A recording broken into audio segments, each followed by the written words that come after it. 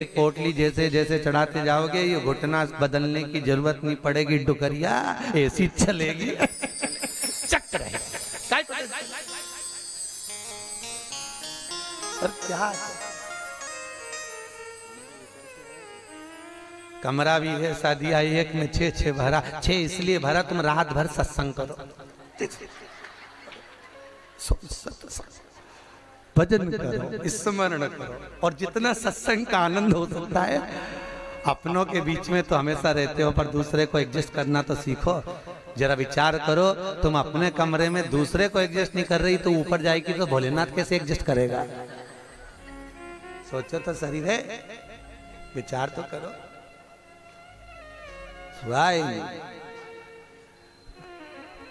भगवान शिव की कथा है, 24,000 श्लोक शिव महापुराण में है, 12 संहिता, और एक एक संहिता भगवान शंकर को समर्पित है। भगवान शिव 6 सूत्र शिव महापुराण के हैं कि शंकर को पाने के 6 सूत्र बताएं। पहला, मस्तक पर तिलक लगा दो, त्रिपुंड लगा दो, नहीं लगा सकते तो गले में रुद्राक्ष की माला पहन लो। इतना भी नहीं कर सकते, तीसरे नंबर का सूत्र है कि भगवान शंकर का मंत्र जाप कर लो, नमः शिवाय, ओम नमः शिवाय। ये भी नहीं कर सकते तो मंदिर में शंकर जी को 1 लोटा पानी चढ़ा दो, चौथा सूत्र। 5वां सूत्र है, इतना भी नहीं कर सकते तो किसी शंकर के मंदिर के पास में से निकल कर चले जाओ तो शंकर के मंदिर का शिखर का दर्शन हो जाएगा। शिखर दर्शनम सर्व पाप नाशनम, बस उतना भी बहुत है। ये 5। और 6ठे नंबर का सूत्र है, अगर इतना भी नहीं कर सकते तो पूरी जिंदगी में अगर 12 ज्योतिर्लिंग पर पहुंचकर शंकर की कथा को सुन लोगे तो फिर दूसरा जन्म नहीं होता। ये 6 सूत्र शंकर को पाने के हैं, भगवत भक्ति को पाने के हैं, भगवत रस तत्व को पाने के हैं। 6 सूत्र है, शंकर का अनुमोदन करें। ऐसी कौन सी भूमि है, ऐसी कौन सी जगह है जहां शंकर नहीं है? हर जगह, हर तत्व में, कण कण में, हर जगह पर वही तो समाया है। बस हमारे नेत्र परखैया नहीं है, इसलिए हम पहचान नहीं पाते। बहुत दुनिया के लोग बहुत कम पहचान कर पाते हैं। बस अंतर तब आता है एक घर के बुजुर्ग माता पिता को और एक परमात्मा को लोग अंतिम तक नहीं पहचान पाते। अंतिम तक बहुत कठिन। माता पिता सब कुछ दे देते हैं बच्चों को। एक सास अपनी बहू को जब पसंद करके आती है, जो सास कभी अपनी देवरानी जेठानी की एक अंगूठी नहीं दे वो हाफ सेट देके आ जाती है। सोचो जरा, विचार करो, खुद कैसी भी साड़ी पहने पर बहू को एक से बढ़कर एक चढ़ावे में चढ़ा देती है, तैयार होने का डब्बा भी देती है, नंबर की चप्पल भी देती है, सब कुछ देती है। शादी नहीं होती उससे पहले ना जाने कितना सास बहू को दे आती है। कितना विश्वास सास का बहू पर होगा। और बहू जब पहली विदाई में घर से सास के यहाँ से जाती है तो अलमारी में ताला लगा के चाबी घर ले जाती है। सोचो, सास ने कितना विश्वास करा, सब कुछ दे दिया, और बहू ने ऐसा विश्वास करा कि चाबी तक बटोर के पहली विदाई में ले गई। पहली विदाई क्यों? क्योंकि नंदे आई हैं, डोकरी निकाल के ना दे दे कच्छो। विश्वास कहाँ, भरोसा कहाँ, पूर्ण तक कहाँ है? भगवान शंकर की कथा कर रही है। 6 सूत्र में से अगर एक सूत्र भी भगवान शंकर का आपकी जिंदगी में आ गया तो जीवन का आनंद देने वाला हो गया। ध्यान देना, कन्यादान जो तुमने करा है उसका पुण्य तुम्हारे मरने से पहले हो सकता है कि समाप्त हो जाए। अन्नदान जो तुमने करा है उसका पुण्य हो सकता है तुम्हारे मरने से पहले समाप्त हो जाए। क्योंकि कई लोग कहते हैं हमने कन्यादान करा, हमने वस्त्र दान करा, हमने मुद्रा दान करी, हमने स्वर्ण दान करा, हमने अन्न दान करा, हमने भागवत कराई, हमने रामायण करवाई, हमने गीता करवाई, हमने तीर्थ करे, हमने व्रत करे। ये सारे पुण्य तुम्हारे खाते में हैं। एक पलड़े में तुम्हारे पुण्य रखे हैं, पर एक पलड़े में जो पुण्य इकट्ठे करके रखे हैं तो पाप भी तो देखो कितना करो। पाप भी तो देखो, मालूम पड़े मुंह से किसी की निंदा कर दी, उसी पुण्य में से कम हो गया। हुआ कि नहीं हुआ? अरे बोलो तो सही, अब 200 रुपए लेके आई थी, अब 200 रुपए में से खर्चा करते जा रहे हो, तो होगा कि नहीं होगा खर्चा? थोड़ा गलत बोल दिया, पुण्य समाप्त तो हुआ। किसी को अपशब्द बोल दिए, पुण्य समाप्त हो गया। किसी के लिए गलत देख लिया, पुण्य समाप्त हो गया। किसी के लिए गलत सुन लिया, पुण्य समाप्त हो गया। हमने पुण्य तो बहुत कमाया, हमने ढेर पुण्य इकट्ठा करा। कन्यादान, वस्त्रदान, अन्नदान, मुद्रादान, स्वर्णदान, भागवत, रामायण, गीता, यज्ञ, अनुष्ठान, संत पूजा, गुरु पूजा, सब कुछ करी, पुण्य तो ढेर इकट्ठा करा। पर मरने से पहले ये सारा पुण्य तुम्हारा बोलने से, अपशब्द कहने से, ताना देने से, निंदा सुनने से, गलत देखने से समाप्त हो गया। पर शिव महापुराण की कथा कहती है सारे पुण्य तुम्हारे मरने से पहले भले समाप्त हो जाएंगे, पर शिव महापुराण की कथा यदि तुमने भूल से भी 5 मिनट की भी सुन ली तो वो जिंदगी भर अटल और अमर हो जाती है, वो कभी समाप्त नहीं होती। शिव महापुराण की पुण्य कभी समाप्त नहीं होता, शंकर का किया हुआ पुण्य कभी समाप्त नहीं होता।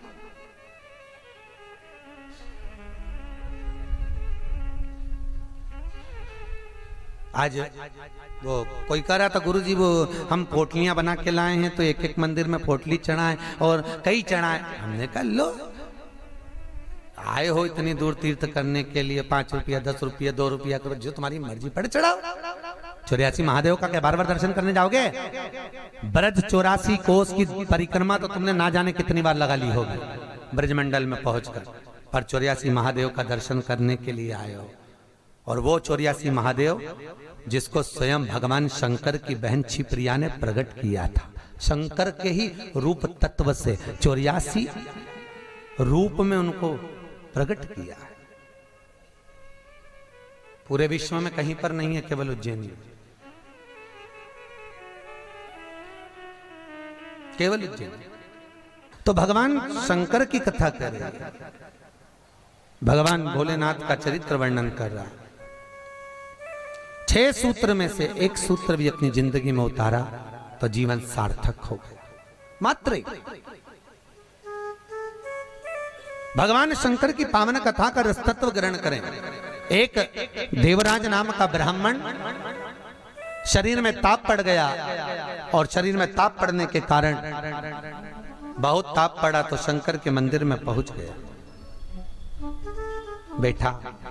अब वहां तो थोड़ी थोड़ी देर में शंकर के मंदिर में कथा हो रही थी, प्रवचन चल रहे थे, शिव महापुराण का चरित्र चल रहा था, और ये थोड़ी थोड़ी देर में पंडित जी चिल्लाएं हर हर महादेव। अब जैसे ही पंडित जी चिल्लाएं तो इसके शरीर में ताप पड़े, इसको आ रहा बुखार। अब बुखार आए और कहीं का चिल्लाए, सिर दर्द हो और कहीं का चिल्लाए तो बड़ा बुरा लगे महाराज।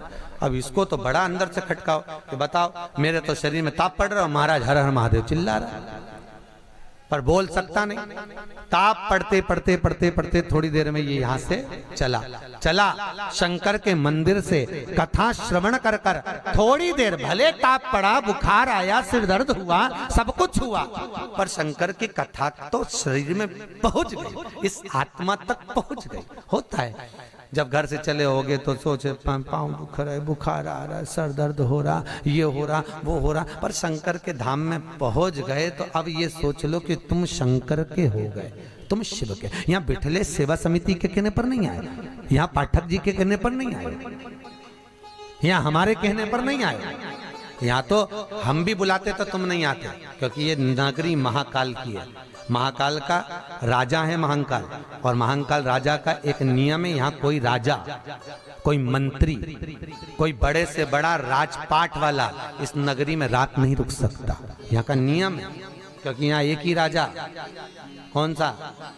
महाकाल राजा, बस उसी का राज्य चलता है। तो जब उसके घर में आए हो तो हम कौन बुलाने वाले? बोलो तो सही। उसने बुलाया, उसने ठहराया, उसने खिलाया, उसने घुमाया, 5 दिन घूमो फिरो, उसका दर्शन करो, आनंद करो, घरे जा। घर वाले पूछे कहाँ गई थी, तो कहना महाकाल के घर गई थी, उसने बुलाया था। रामकृष्ण परमहंस जी से एक ने कहा, रामकृष्ण परमहंस जी से बोले, अरे रामकृष्ण परमहंस जी, हमने सुना है कि माता जगतजननी जगदम्बा शारदा भवानी माँ देवी आपसे बात करने के लिए आती हैं, आपसे मिलने के लिए आती हैं। रामकृष्ण परमहंस जी ने कहा, तो रामकृष्ण परमहंस जी, अगर देवी जी तुमसे मिलने आती हैं, देवी जी तुमसे बात करने आती हैं, जगदम्बा तुमसे मिलने के लिए आती है, तो रामकृष्ण परमहंस जी एक काम करो ना, एक आध बार माता जी को हमारे घर भी भेज दो।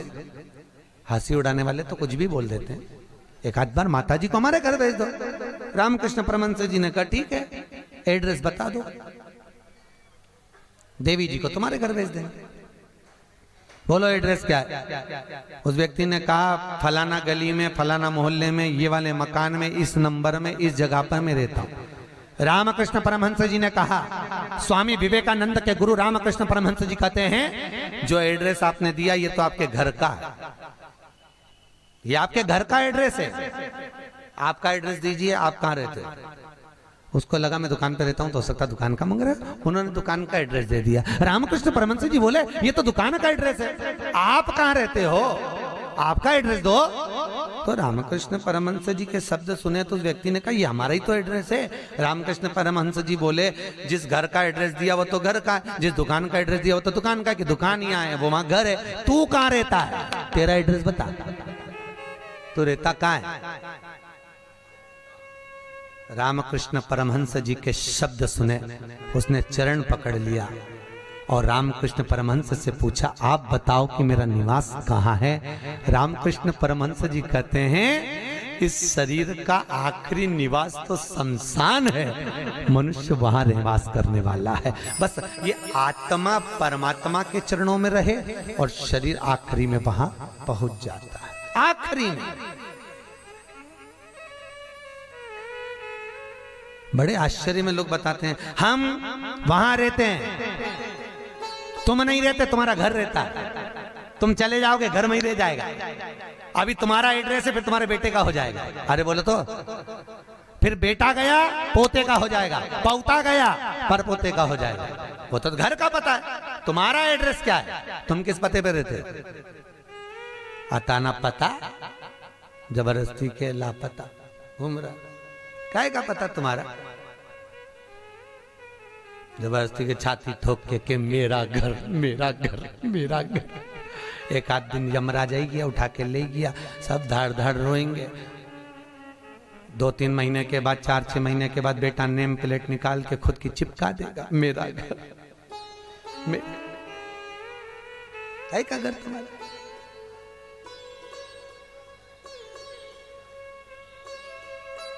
क्या कहा, सज धज के जिस दिन मौत की सहजादी आएगी, न सोना। हमसे भी लोग कहते हैं गुरुजी तुम कथा वाचते हो, इतना सारा सोना मोना पहन के पहनते हो, तो हमने कहा जजमान लोग दे तो क्यों नहीं पहने।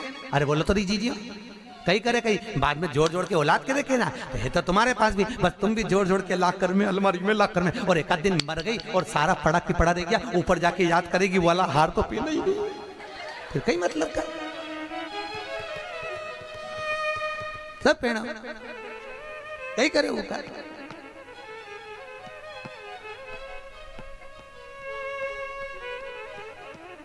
उसका करे क्या, जितनी साड़ी धरी है सब पहन लो जीजियों, बाद में किसी काम की नहीं, सब धरी ले जाए। ऊपर जाती जाती यमराज सेकेगी, नीली वाली तो पहनी नहीं थी, अभी पीको लगवाई थी, एक बार फिर से छोड़ दे वंश मोर, फिर से छोड़। भगवान भी यमराज भी कहेगा चल ऊपर चल, अब कहीं नहीं पहने, ले गया वही करे। खूब जोड़ा, आखिरी में यही छोड़ा, और फिर इतना बड़ा फोटो टंगा, उनमें प्लास्टिक के फूल की माला, और वो भी पंखा में माला यूं हिले,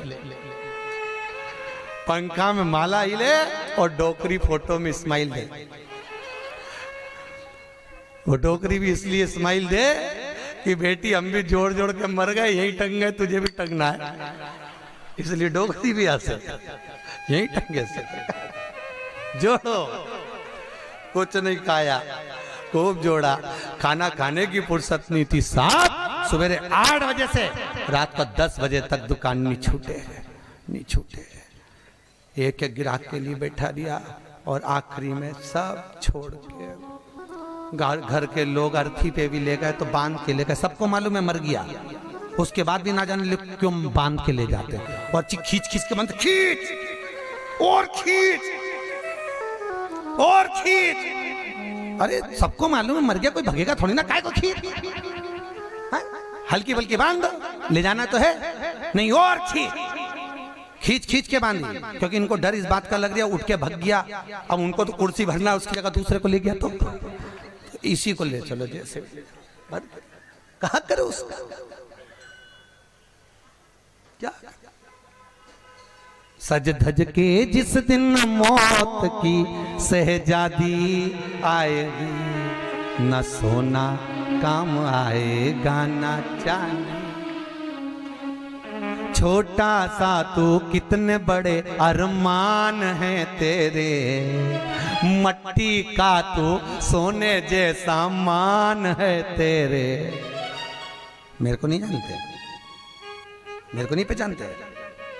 अरे भेरू तुझे तो सब जाने, मेरे को नहीं जानते।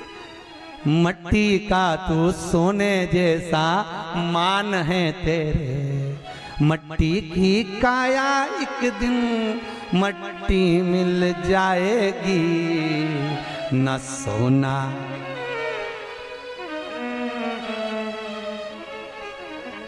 कहीं करोगा फिर।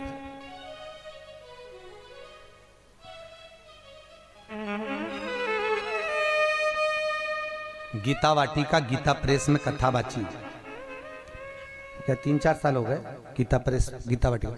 उन्होंने कहा गीता वाटिका वालों, गुरु जी हमारा गीता प्रेस वालों की ओर से कैंसर हॉस्पिटल चलता है गोरखपुर में, आप चलिए। देखने गए, बड़े बड़े करोड़पति भी अटैची लेकर पैसे की खड़े थे कि मेरे पिता के कैंसर ठीक कर दीजिए। इनका ये पत्नी का कैंसर, अटैचियों में माल भरा था और कह रहे थे ये ठीक कर दीजिए। अटैचियों में माल भरा काम आ सकता है, अटैची भर कर रखी हुई है। पर शिव महापुराण की कथा कहती है, जहां पर औषधि भी काम नहीं करती वहां पर शिव की करुणा काम कर जाती है और कृपा बरसा देती है। शिव की कृपा, शंकर करुणा करता। तुम एक बार विश्वास रखो उस शिव पर, उस शंकर पर। देवराज ने प्राणों को त्यागा, प्राणों को त्यागा तो भगवान शंकर के धाम में चले गया। क्योंकि भले 5 मिनट की भी कथा सुनी हो, चलते चलते भी अगर शिव महापुराण तुम्हारे कानों में पड़ गई हो, चलते चलते भी अगर तुम्हारे कानों में एक शब्द भी शंकर की कथा का मिल गया हो, तो वो शंकर की कथा कभी छिन्नित नहीं होती, वो शंकर से मिला देती है। शंकर शिव से मिला, देवराज मोक्ष पा गए। फिर अगला चरित्र सुनाया, एक बिंदुक नाम का ब्राह्मण जिसकी धर्मपत्नी का नाम था चंचुला देवी। बिंदुक जो भी लाता वो चंचुला को लाकर देता। क्यों देता? क्योंकि पति का नाम केवल पति है, पर पत्नी का नाम धर्मपत्नी है। पति कुछ भी कमाई कर कर लाएगा वो अपनी धर्म पत्नी को देगा, क्योंकि ये धर्म में लगाती रहेगी। अगर ये मेरी कमाई को धर्म में लगाएगी तो मुझे भी बैकुंठ तक तो ले ही जाएगी। ये धर्म पत्नी है, धर्म पत्नी।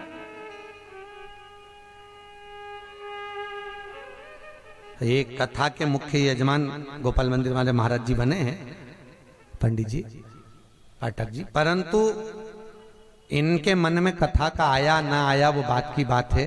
पर धर्म पत्नी हमारी भाभी जी, इनका मन में कथा सुनकर मन में भाव आ गया, गुरु जी एक कथा कराओ, बस ये कृपा। जिंदगी में एक बार शिव महापुराण, फिर ठाकुर जी की जो मर्जी, भोलेनाथ की जो, पर शिव पुराण तो करा लो। हजारों हजार भागवत, हजारों हजार राम कथा, हजारों हजार गीता का स्मरण करने पर भी जो पुण्य प्राप्त नहीं होता, वो मात्र एक दिन की, मात्र 5 मिनट की शिव महापुराण श्रवण करने से प्राप्त हो जाता है। साहब शंकर की कथा का रसतत्व ग्रहण करने से प्राप्त हो जाता है, मात्र एक क्षण की, एक क्षण। और बहुत किस्मत वाले हो साहब, आपके बच्चों ने, आपकी बहुओं ने, आपकी बेटियों ने, आपके परिवार वालों ने आपको जमा कर सूटकेस अटैची जमा कर भेजा है साहब। आपकी बहुओं को, आपके बेटों को, आपकी बेटियों को धन्यवाद दूंगा। उन्होंने कहा मम्मी जाओ, पापा जाओ, हम बोलते हैं, हम बुक कराते हैं। और मैं धन्यवाद दूंगा पाठक जी आपके भी बहन बेटियों को। उन्होंने कह दिया मम्मी तू कथा करवा, पापा आप लग रहो, अपन करते हैं व्यवस्था, सब आनंद होगा, कथा का मस्त होगा। ये जीवन का सुख है साहब। याद रखना, कोई एक बेकार काम करते हैं तो हमारे पितरों को लोग देखने तक नहीं जाते, पर घर का एक व्यक्ति भी अगर पुण्य का कार्य कर लेता है तो उसके पूर्वजों की पीठ स्वयं नारायण जाकर थपथपाते हैं कि तेरे वंश में कोई पैदा हुआ जिसने सत्कर्म करा, सत्कर्म किया।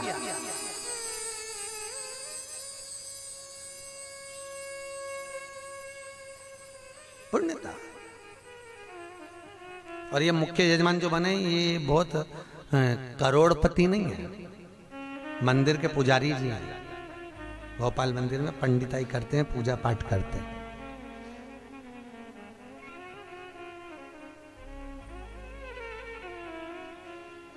उसमें भी शायद मेरे हिसाब से, मेरी सोच से तो 3-4 हजार रुपये महीना कुछ मिलता होगा।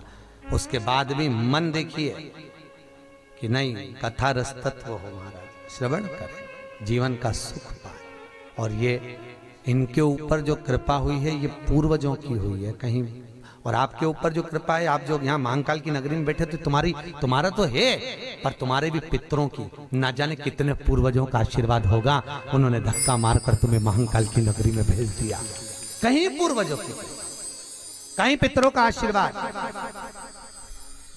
कहीं आहूत और वासुकों का आशीर्वाद जो हमको परमात्मा की शरणागति तक लेकर जा रहा है, भगवान के चरणारविंद तक लेकर।